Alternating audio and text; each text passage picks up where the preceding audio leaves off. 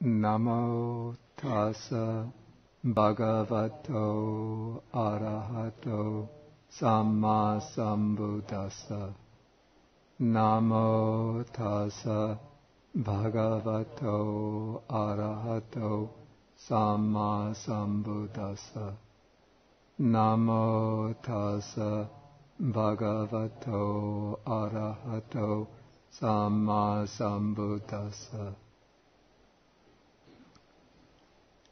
Good evening, everyone.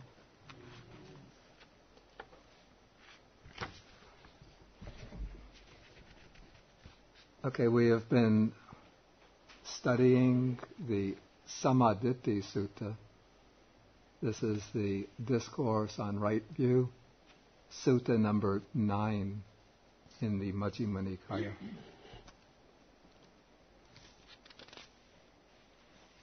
And last week I went through the section on the Four Noble Truths. I have to admit I went a little hastily through the section on the Noble Eightfold Path, but I don't intend to explain it in detail now because last semester, was it? 2 semesters ago, we did a detailed explanation. And if anybody wants more detailed information on the Noble Eightfold Path, there's a small book. Also, it's available on the internet, called simply The Noble Eightfold Path. I don't remember the author.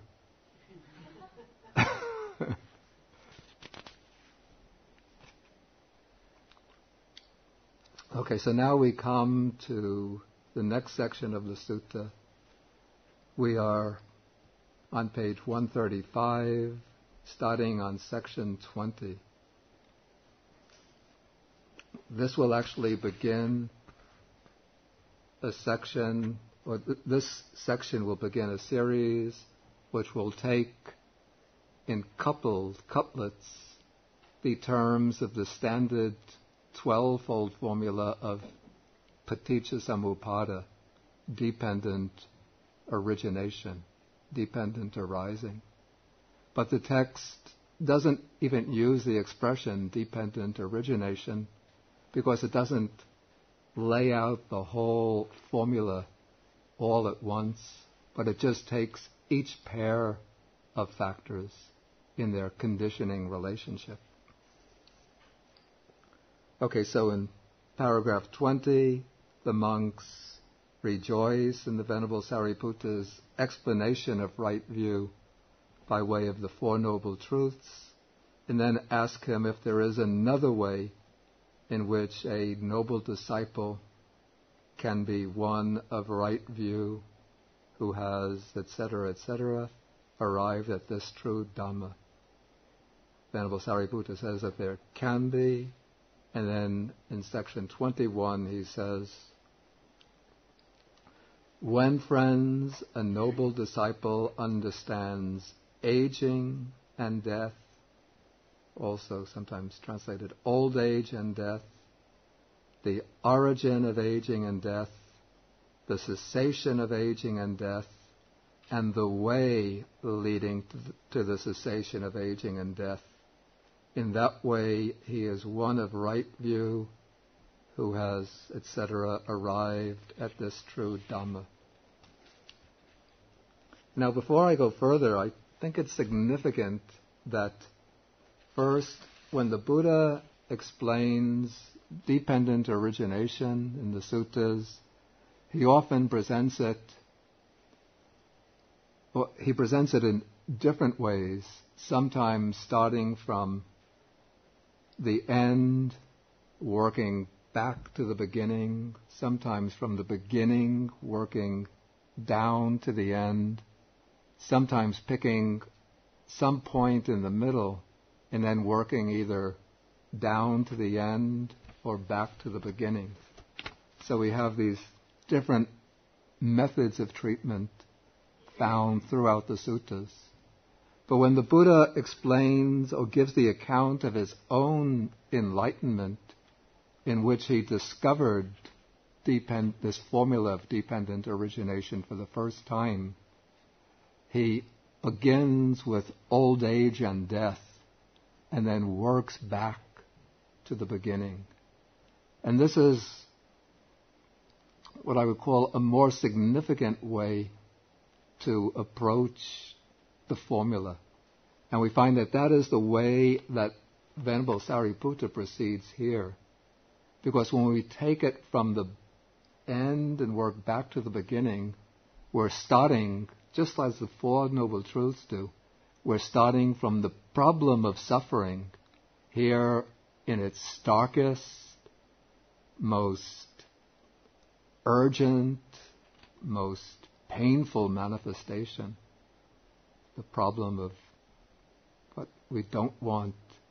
We don't mind falling ill once in a while if it's not too bad.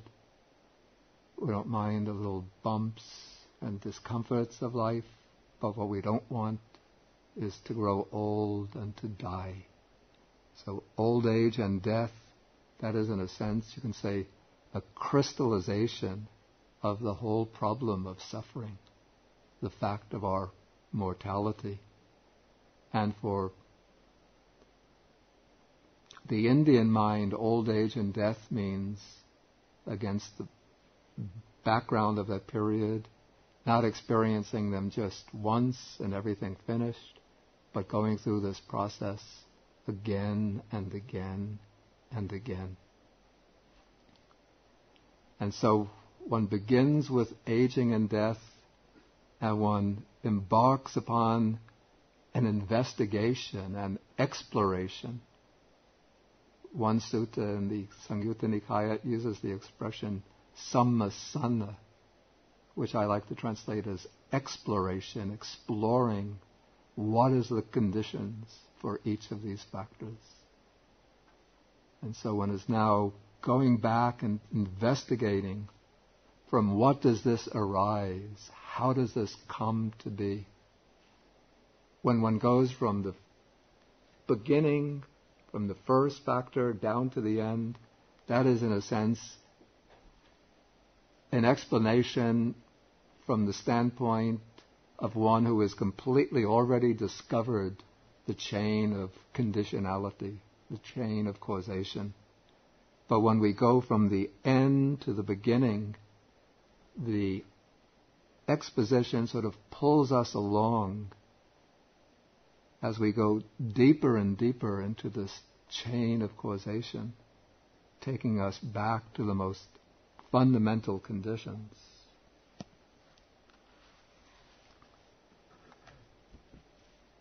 Okay, and so we start with aging and death.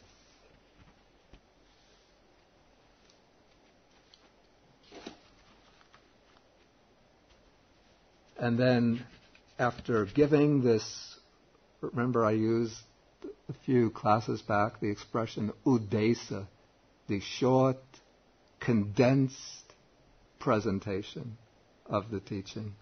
Now in paragraph 22, Venerable Sariputta embarks upon the nidesa, the detailed explanation. For those who weren't present, I think everybody was, but I'll write those two terms.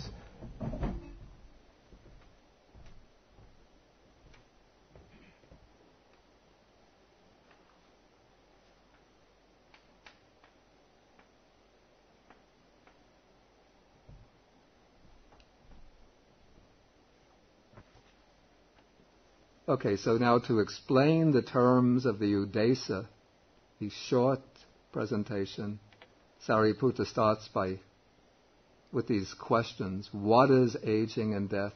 And so on. What is the origin of aging and death? What is the cessation of aging and death? What is the way leading to the cessation of aging and death? And then he takes aging and death and breaks it down. We have two words combined here. He breaks it down into the two separate words. First, aging. What is aging or old age? the aging of beings in the various orders, the realms of existence of beings, their old age, brokenness of teeth, grayness of hair, wrinkling of skin, decline of life, weakness of faculties. This is called aging. And what is death? The passing of beings out of the various orders of beings, or out from the different realms of existence. They're passing away, dissolution, disappearance, dying, completion of time, completing their lifespan. The Pali word actually means doing their time, but in American English, to do one's time, I think means to spend time in prison. And dissolution of the aggregates, the breakup of this combination of the 5 aggregates, the laying down of the body, this is called death. So this aging and this death are what is called aging and death. And I've always appreciated how precisely and how realistically the sutta texts define aging and death. And here I have to make a very important statement to be a little polemical for a few moments. But there's a fashion in interpreting and explaining dependent origination, a modern fashion to say it's not really about describing the process of rebirth, passing away and being reborn, but to make it sound sort of more appealing to skeptical people, skeptical moderns, it said that, well, aging and death, or death means the arising and passing away of thoughts. So this is what is meant by aging and death, when sometimes we think a beautiful thought, then that thought passes away. That is death. Sometimes we think an angry or a jealous thought, that thought passes away. That is aging and death.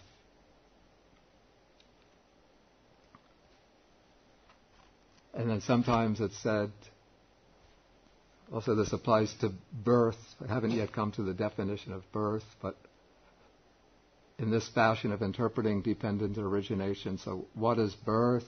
Birth is the arising of a particular type of thought, and death is the passing away of that thought. So when you think, for example, a generous thought, a very noble thought, that's being reborn in the heavens. And then when you think an angry, wrathful thought, or a jealous thought, or an angry, wrathful thought, that's being reborn in hell. And when you think a stingy, selfish thought, that's being reborn as a gui, as a hungry ghost. When you think a very just greedy thought for food or sex, that's being reborn as an animal. But and then when those thoughts pass away, that is death. But if you look at the texts give very exact, very literal explanations of aging and death. And what's characteristic of the suttas, the Nikayas, is that when the Buddha is speaking about using a term metaphorically or in the context of a simile, at the end of his statement, he will indicate that he's using that term metaphorically or as part of a simile. He will say, when I refer to, for example, the simile of the herd of deer, what is the herd of deer? That is a designation for sentient beings. What is the dangerous swamp, that is a simile or a designation for sense pleasures. What is the man who intends the harm for the herd of deer? That is Mara, the evil one. So the Buddha explains when he's using metaphorical terms, he indicates that he's using that. But in all the suttas on dependent origination, I can't think of any which indicates that he's using old age and death as metaphorical terms. Okay, so this is aging and this is death, and together they are called aging and death. Then the second question, what was the origin of aging and death? What is the origin? With the arising of birth, there is the arising of aging and death. With the cessation of birth, there is the cessation of aging and death. And the way leading to the cessation of aging and death is just this Noble Eightfold Path.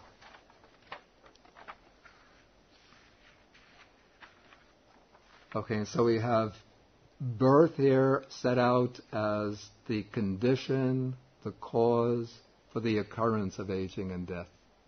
So if we ask, why do we undergo death? On a death certificate, there's a space which says cause of death. We'll say cause of death, heart failure. Cause of death, lung cancer. Cause of death, automobile accident. Cause of death,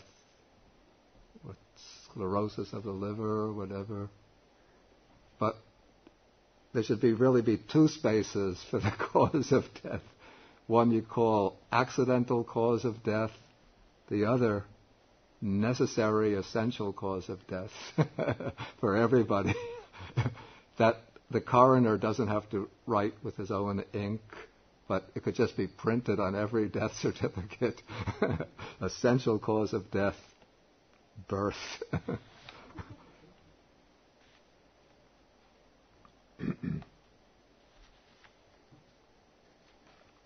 Okay, then I gave this handout, one of the handouts here. This is from the Great Discourse on Causation, the Mahanidana Sutta.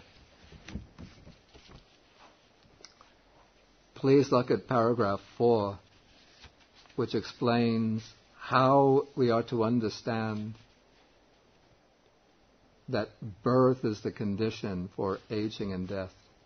Here the Buddha is speaking with Venerable Ananda. He says, how this is so, Ananda, should be understood in this way. If there were absolutely and utterly no birth of any kind anywhere, that is, no birth of gods, of devas, into the state of gods, no birth of celestials, I think these are Gandhabas, the Gandharvas, into the state of the celestials, no birth of the spirits, these are the yakshas, into the state of the yakshas, of the demons, into the state of the demons, those are the bhutas, of human beings, quadrupeds, winged creatures like birds and bats, and reptiles, each into their own state. If there were no birth of beings of any sort into any state, then in the complete absence of birth, with the cessation of birth, would aging and death be discerned. And Venerable Ananda says, no he tang bhante. Certainly not, Venerable Sir. And so the Buddha says, therefore, Ananda, this is the cause, the source, the origin, and condition for aging and death, namely birth. Okay, so this makes it very clear if there was any doubt at all, but this shows very graphically, in a very extended way, giving a little survey of all the different states of existence, or types of beings into which one could be born. When the sutta that we just read reads about we didn't come to birth yet. But this takes all the different types of birth, and it makes it clear that if there were no birth of any kind anywhere, then there could not be any aging and death anywhere of any kind. And so for this reason, we can know that birth is the cause or condition for aging and death. And then the way to end aging and death is the Noble Eightfold Path. When cultivating that, one makes an end to the process of rebirths, one makes an end to birth, and thereby puts an end to aging and death. So when one understands this much, then one is of right view.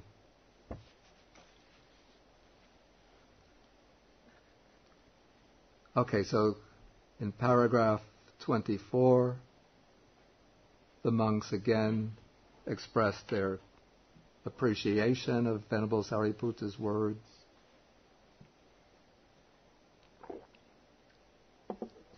And then they ask him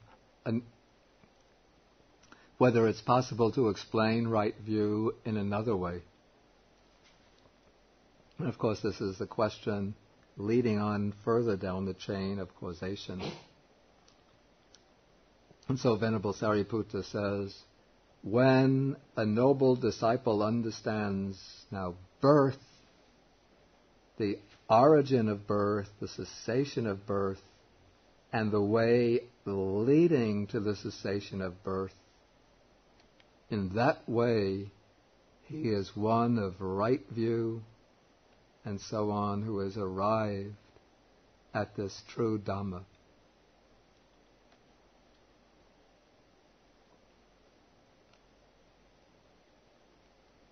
Okay, that's the brief statement, and now we come to the elaboration. Okay, what is birth? What is the origin of birth? What is the cessation of birth? And what is the way leading to the cessation of birth?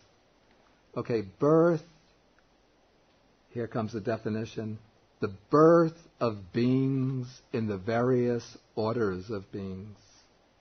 And in the statement, the definition from the Great Discourse on Causation, we went through these different orders of beings. Their coming to birth, their precipitation, or better, descent into the womb, their generation, the manifestation of the aggregates, obtaining the basis for contact. This is called birth. And with the arising of being, or now I prefer existence, there is the arising of birth. With the cessation of being or existence, there is the cessation of birth. And the way leading to the cessation of birth is just this Noble Eightfold Path, from right view to right concentration.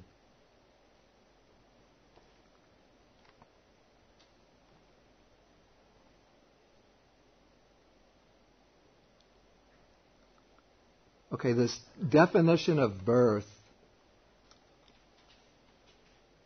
introduces or displays an interesting distinction that already appears in the definition of death. I didn't pick it up there, but it's a little clearer in the definition of birth. We have two ways of explaining birth. One is by ways of, we might call, the conventional terminology for birth. That is, words like birth. Here the Indian words are used, the descent into the womb. And what's meant by birth, actually, strictly speaking, is the moment, by jati, strictly speaking, it's the moment of conception, not the coming out from the womb. Though when people ordinarily speak about jati, maybe they think of coming out from the womb into the light of day. But in the strict manner of speaking, birth, from a technical standpoint, refers to that moment, that occasion of conception. So therefore it's called descent into the womb, or generation. But then what follows this are two technical terms special to the Buddha's teaching. By birth is meant the manifestation of the aggregates and obtaining the bases for contact. So what happens when conception takes place is that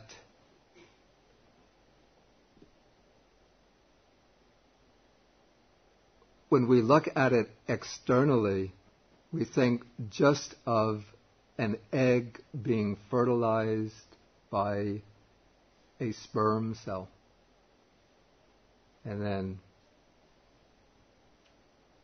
when fertilization takes place, the egg starts to undergo a process of development, and we think that is fertilization, or that is conception. But what is actually taking place, according to the Buddha's teaching, when conception takes place, is not simply that the egg has been fertilized and now has become activated and is turned into a living organism, but that a stream of consciousness from a deceased person, a deceased living being, has connected with that fertilized egg cell. And it is that stream of consciousness that enables fertilization to actually take place.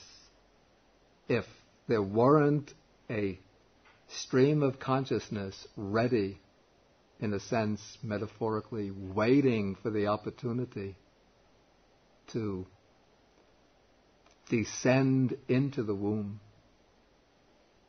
then even though the sperm were to penetrate the egg, fertilization would not take place. Or if the egg I don't know what happens at the biological level, maybe the sperm tries to penetrate the egg but doesn't succeed. But it is the presence of a consciousness, stream of consciousness, which in the Buddhist, one of the Buddhist texts, it's called the Gandhabba or Gandharva, that serves as the contributing cause, contributing condition for fertilization. And when fertilization takes place, then all 5 aggregates spring into existence simultaneously. The aggregate of bodily form, material form, is contributed by the egg, the fertilized egg. But the consciousness that springs up based upon that fertilized egg is the aggregate of consciousness. And along with consciousness comes feeling, perception, and volitional formations. And so we have all of these 5 aggregates present at the same time.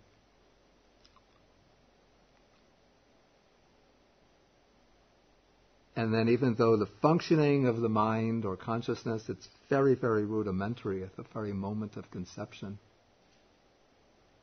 but it inherits all of the, say, the accumulated experience, all the accumulated impressions, the whole bank of memories and dispositions and tendencies of the deceased being, and of the lives and lives and lives beyond that, going back through beginningless time. All of those just pass into that one occasion of consciousness which springs up at the moment of conception. And that is birth, the manifestation of the aggregates. It is also called the obtaining of the bases for contact. What are these bases for contact? They're called pasayatana.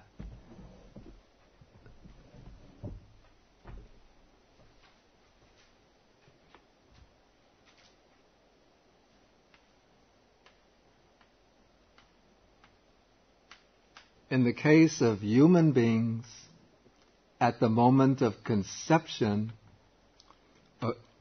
first, altogether there are 6 bases for contact. The eye, ear, nose, tongue, the whole sensitive body, and the mind base. Now, in the case of, assume the devas, the heavenly beings, certain other types of beings, perhaps the hell beings, I would assume, when they are born, all 6 bases for contact come into being simultaneously, because those beings are reborn by spontaneous birth. I think they are. At least most of the devas are. There might be a few exceptions, I'm not sure.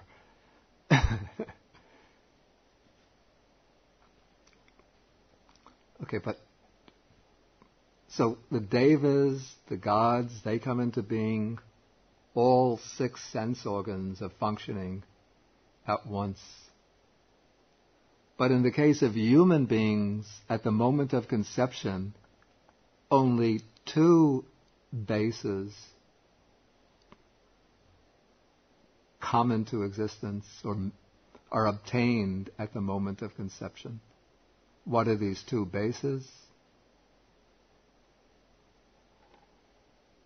Any guess?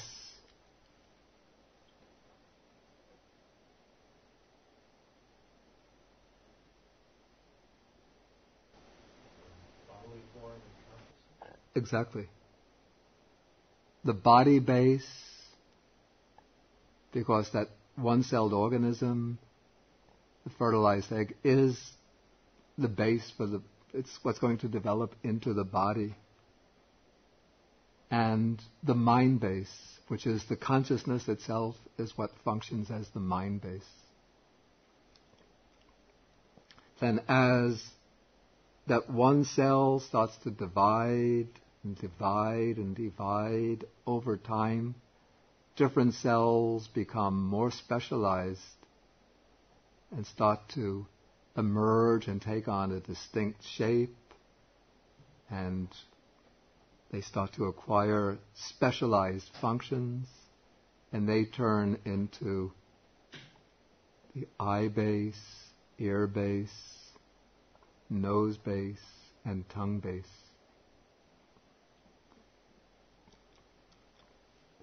And by the way, the ear base is not this thing that can be wiggled here, but it is a type of material, sensitive matter located somewhere deep in here, which is well protected so that it can't be injured. It is that kind of matter that is sensitive to sounds that can transform sound air currents into meaningful sounds. And the nose base is not this thing here, but it is something up here that is able to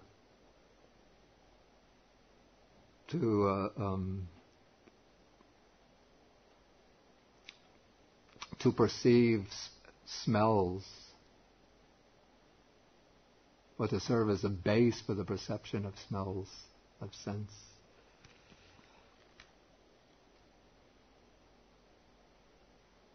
Also, in the definition of death, we have one of those terms that refers to these specifically Buddhist conceptions of the person, the dissolution of the aggregates.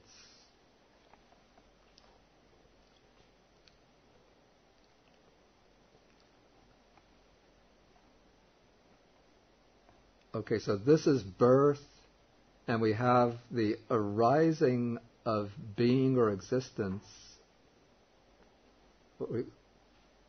Through the arising of existence, there is the arising of birth. I'm not going to explain that now. I'm going to explain that after we have gone through the elaboration of being or existence, because it's better to first elaborate what is meant by being or existence. So we'll just pass on from the section on birth. We now come to the section on being or existence. Okay, again, the monks express their delight in Venerable Sariputta's words and ask him if there can be another way in which a disciple is of right view. And Venerable Sariputta says there is, and then he continues. When, friends, a noble disciple understands being, I like it, let's use existence, understands existence, the origin of existence, the cessation of existence, and the way leading to the cessation of existence. In that way, he is one of right view who has, etc., arrived at this true Dhamma.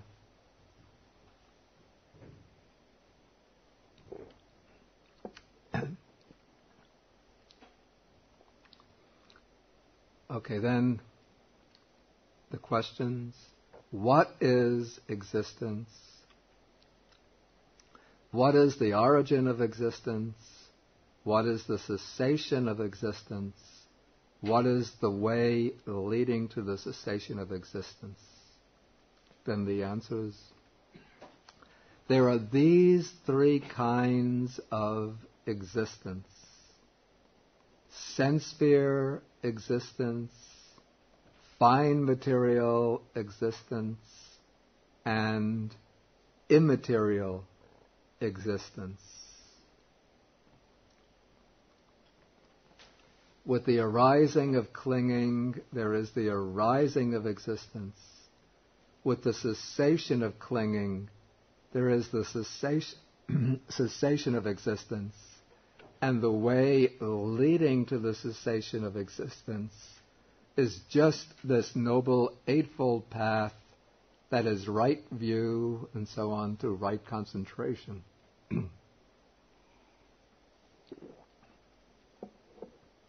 Okay, what are these three kinds of existence?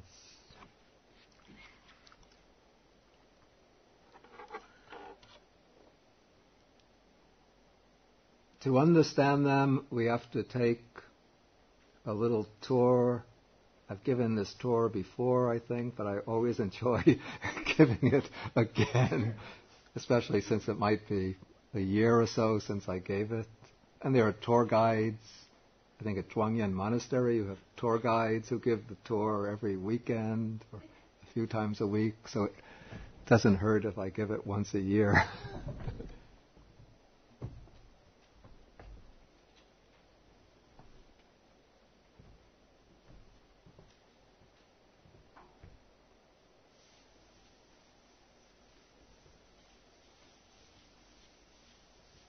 I don't have to write them all. If you have the middle-length discourses, the introduction gives a more detailed breakdown. So we have the sense sphere existence with the lower worlds, the hells, the animal realm, the realm of the sometimes called hungry ghosts or tormented spirits. Then those are the miserable realms.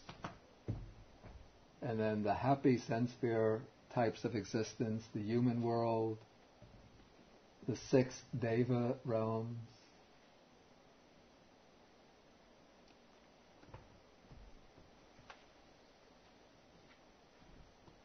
Okay, the sense sphere realm has a barrier above it that one can't break through by ordinary states of consciousness. If one is very good, very virtuous, very generous, very loving, still one cannot break through the sense sphere heavenly realms to go to the divine or super divine worlds above, the worlds that belong to the fine material sphere of existence, the realms of subtle form. To go into those, to be reborn in those realms of existence, one has to develop the jhanas, the meditative absorptions. One has to obtain the jhanas and master a particular jhana. And there are many divisions within the fine material realm corresponding to the different jhanas, the 4 main jhanas, and then according to the degree of mastery over the jhana, there are different realms of existence within those 4 main divisions in the divine realms.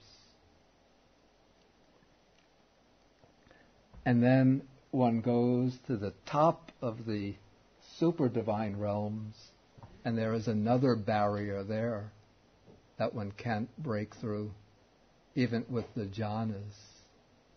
That barrier, to break through that barrier, one has to go beyond the form jhanas. The ordinary, well, no jhana is ordinary, they're all extraordinary. But one has to go beyond the 4th jhana and obtain, as a meditator in the human world, one has to obtain the formless jhanas. At least the first formless jhana, called the base of infinite space. And if one obtains that and gets some degree of mastery over it, that becomes the cause or condition for rebirth into the realm of infinite space. Then above that is the realm of infinite consciousness, the realm of nothingness, the realm of neither perception nor non-perception. So all of these different realms of existence are, in a sense, manifestations of our own karma, our own accumulations of karma. It's our own karmic accumulations that build up, you could say, the different states within the round of existence. It doesn't mean that all the realms of existence are just projections of mind. The material world, for us, it's quite real and solid.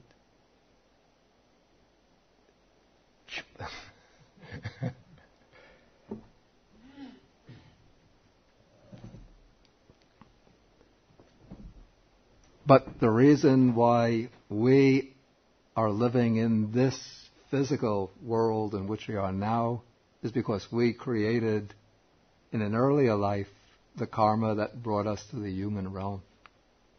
If we create the karma of a hell being, of an animal. Next life, it's woof, woof, or meow, meow. And if we create the karma of a heavenly being very generous, very helpful to others, the next life it's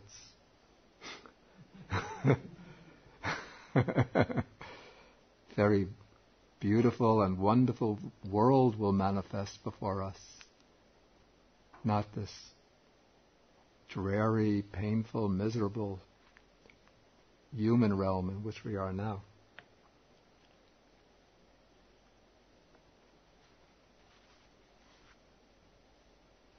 Okay, so now we come to the statement that existence is the condition for birth.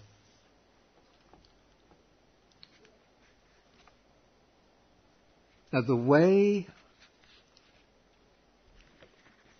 the commentators explain this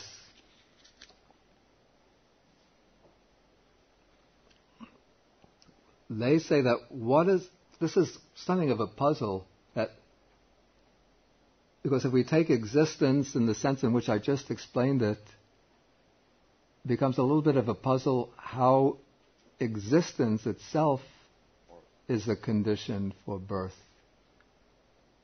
It just seems that the states of existence are there. They are like, you could say that the different rooms of this corridor are the conditions for the different classes to take place. Say if there is a lecture in the lecture hall, a discussion in Chinese in classroom 1, a Pali class in classroom 2, then we could say these classrooms, the lecture hall, are the conditions for those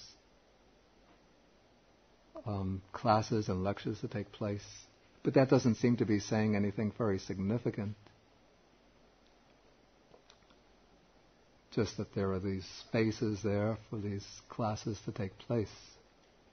Okay, the way the commentators explain existence here, they say that what is meant by existence is not the state of being into which one is reborn, but rather the karmic force that leads to rebirth into these particular realms of existence. So what's meant by sense sphere existence is not these realms of existence themselves, but the karma that leads to existence into those, that leads to existence in those states of existence. By fine material existence is not meant the divine realms, the super divine realms themselves, but the karma, that is the jhanic attainments that lead to rebirth into those realms. And by immaterial existence, or formless existence, is not meant the formless realms themselves, but the states of consciousness, or the attainments, the meditative attainments that lead to rebirth into the formless states of existence. I haven't found a really explicit explanation of existence quite in that way in the suttas, but there's one little sutta in the Anguttara Nikaya which seems to give some support to this idea.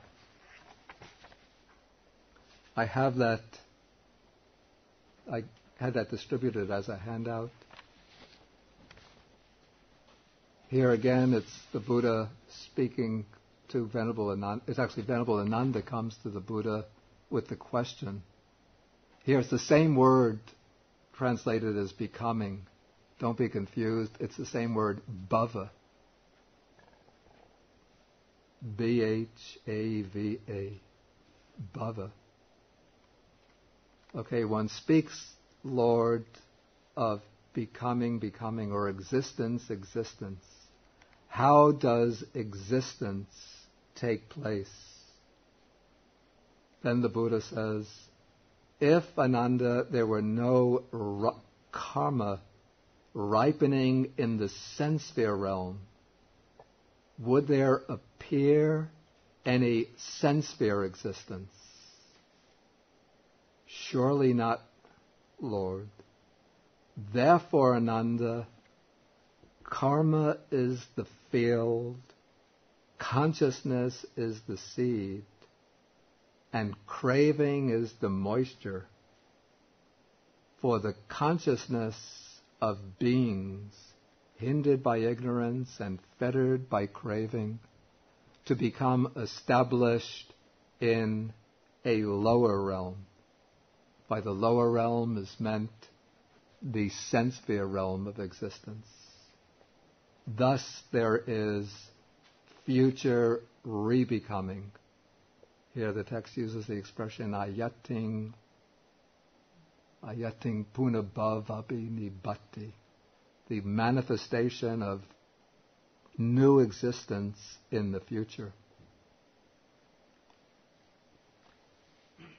Okay, then if there were no karma ripening in the form realm, would there appear any form sphere existence? Surely not, Lord. Therefore, Ananda, karma is the field, consciousness the seed, and so on, for the consciousness of beings to become established in an intermediate realm. The intermediate realm is the form realm, or one of those divine realms making up the form realm.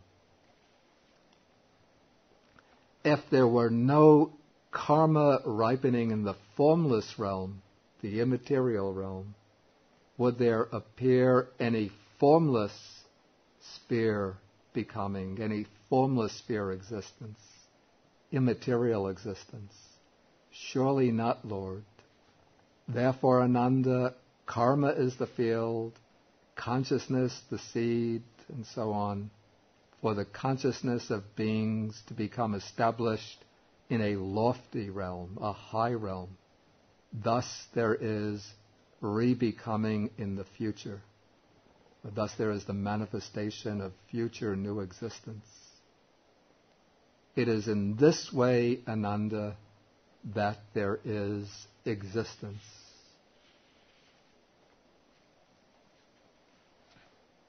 So this is a sutta passage which seems to lend support to the explanation of the commentators. Then this explanation of the commentators is not something unique to Buddhaghosa and the Pali commentators. But just the other day I was looking through the Changpo Dao, Master Yinshun's Way to Buddhahood, and I came across this quotation. And I don't think he got this from Buddhaghosa, but probably from some treatise translated from an Indian Buddhist text preserved in Chinese. Okay, this is from page 137 of the English translation. The existence described in dependent origination is not the existence, that means existence in this sense, of the present life, but the karmic force that brings about future life, and it can be described as the potential for future life. Once this element exists, when the present life ends, consciousness is bound to be reborn again. Okay, then I also remembered a passage from Jeffrey Hopkins' book called Meditation on Emptiness. This is a book which summarizes the teachings of the Tibetan Gelugpa school, and it has a section on dependent origination.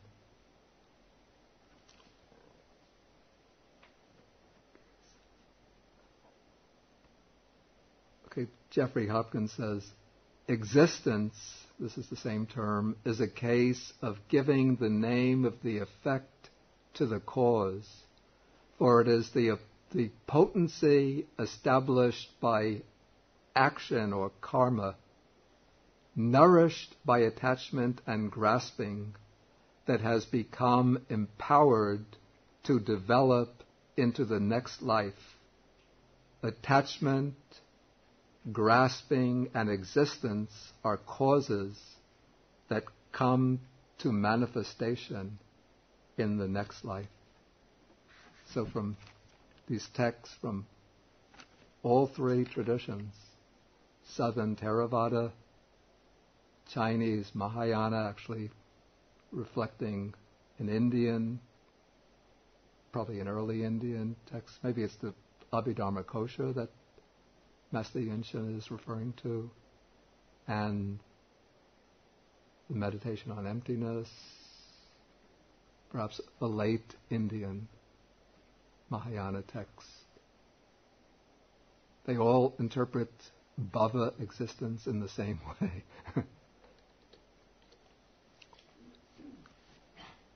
Okay, at this point I'll stop and ask if there are any questions.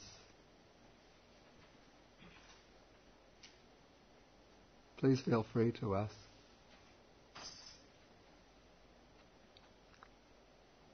David? Yes, Bhante. The realms of existence, does karma actually create the realms of existence? Or? I wouldn't say that karma creates them.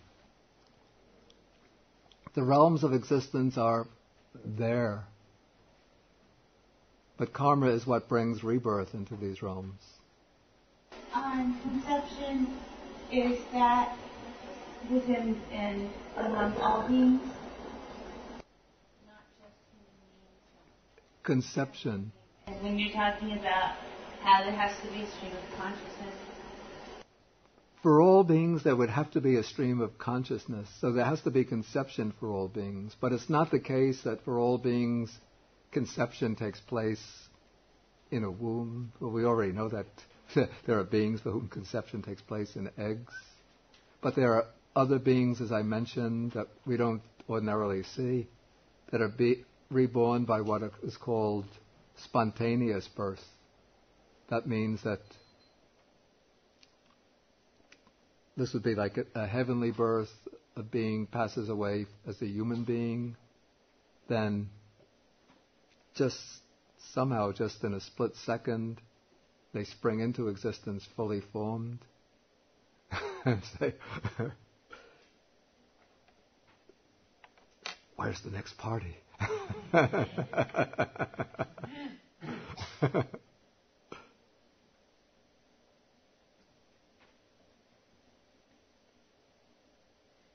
George? I had heard of the notion of dependent origination as applying to states of mind or thoughts associated with Buddha Gosa. With Buddha Gosa? Is that did he originate that interpretation? The idea of dependent origination applying to his thoughts. No, I think Buddha Gosa is an exponent of what we call the traditional interpretation. It's a almost contemporary teacher, a late Ajahn Buddhadasa. Oh, Buddhadasa. Yeah. From Thailand. He is one who developed, I don't want to be singling anybody out, but yeah, I've seen him give an explanation of this idea of birth, is it birth, as meaning the arising of a particular type of thought. And then he said that if one interprets birth in the suttas literally, then one doesn't really understand the correct method for interpreting the suttas. One shouldn't interpret the suttas literally.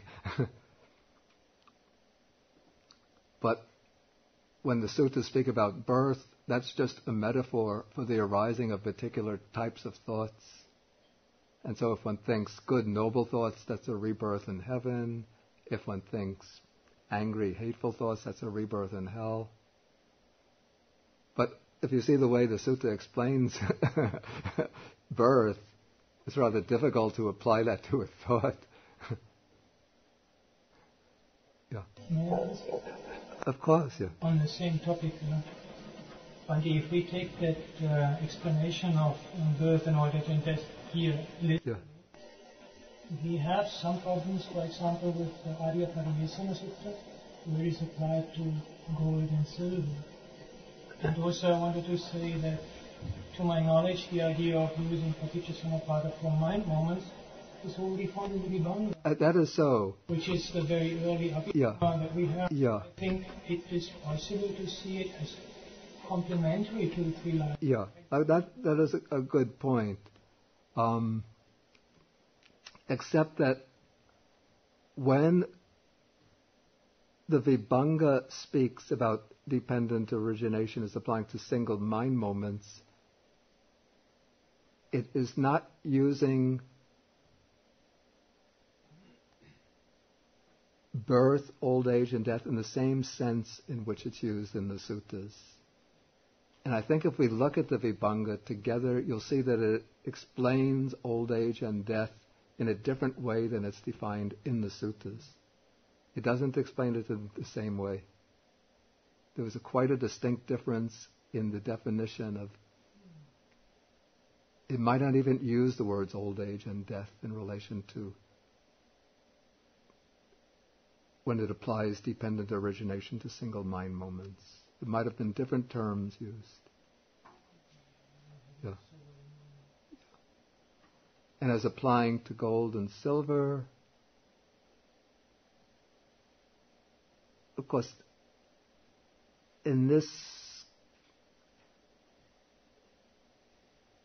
you wouldn't take all of the terms of this definition. Here one needs a little flexibility. But gold and silver does deteriorate, and I don't know if it perishes, because gold is said to be. I'm not sharing the life interpretation. I think it's very valid and it's an important point that you're making there. I'm just saying I think there's a little more space for seeing this other thing as a complementary. Definitely so. Definitely there's. Definitely there's a way to apply it to individual mind moments. But I think that's a different way of understanding it than the 12 factors, the 12-factored series mentioned in the suttas. And I think the danger comes,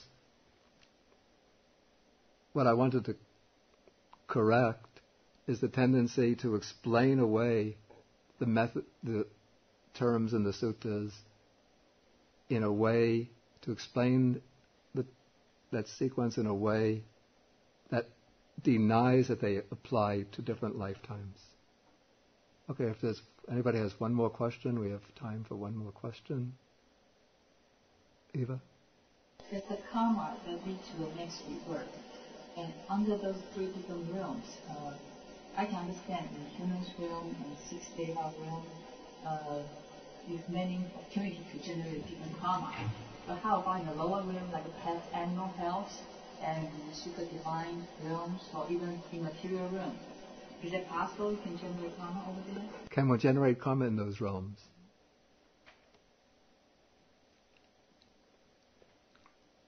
I think so.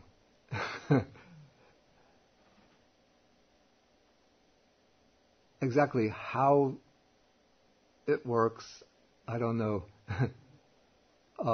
Certainly in the Brahma realms, one could generate, in these, what I call the super divine realms, one generates karma. Of course, Brahmas, at least the way they're depicted in the suttas, they sometimes seem very human.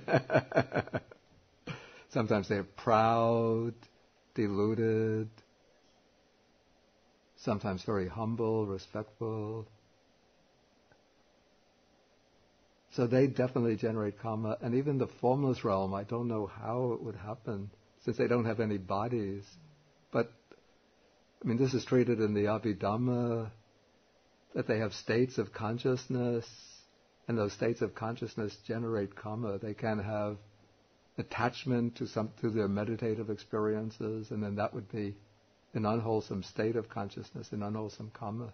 I think in the formless realm it said states of anger or hatred don't arise, since they don't have perception of other beings there, so they're okay, then we have to stop now.